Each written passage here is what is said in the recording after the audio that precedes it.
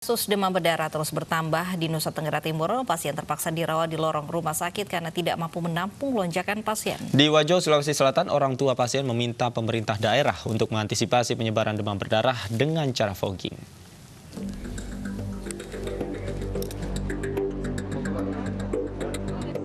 Setiap harinya kasus demam berdarah terus bertambah. Bahkan ruang inap tidak lagi muat menampung pasien. Di Rumah Sakit TC Healers Maumere Sika, Nusa Tenggara Timur, banyaknya kasus membuat sebagian pasien harus dirawat di lorong rumah sakit. Bahkan satu tempat tidur ditempati oleh 2 pasien demam berdarah. Sejak awal tahun di Nusa Tenggara Timur, 14 orang meninggal dunia dan 1.234 orang menjadi pasien DBD. Tempat tidurnya sangat kurang, mungkin Bapak bisa lihat kalau ini ada yang satu bed 2 orang. Satu bed 2 orang, kemudian ya sangat keterbatasan sini. Kasih, mohon maaf dokter, nama Bisa hitung soal ini yang semuanya yang demam berdarah. Status kejadian luar biasa sudah diperpanjang 4 kali. Kasus yang terus meningkat membuat status KLB tidak juga diturunkan.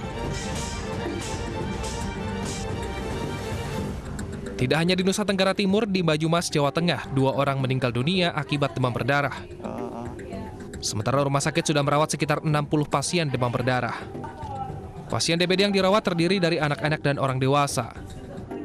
Rumah Sakit Elizabeth menjadi rujukan bagi pasien terjangkit DBD. Diperkirakan jumlah pasien DBD di Banyumas sejak awal tahun hingga Maret 2020 telah mencapai lebih dari 100 orang.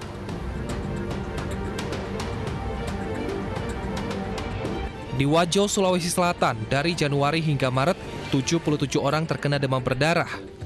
Kini 7 warga yang sebagian besar anak-anak dirawat di Rumah Sakit Lamadukeleng Sengkang, Wajo karena mengalami gejala demam berdarah.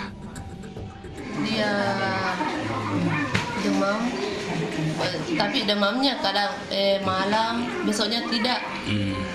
Kadang muncul lagi malamnya, kadang demam. Menurut medis bukan apa dia? Terakhir itu DBD.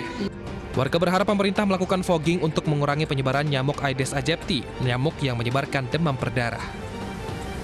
Tim Liputan iNews melaporkan.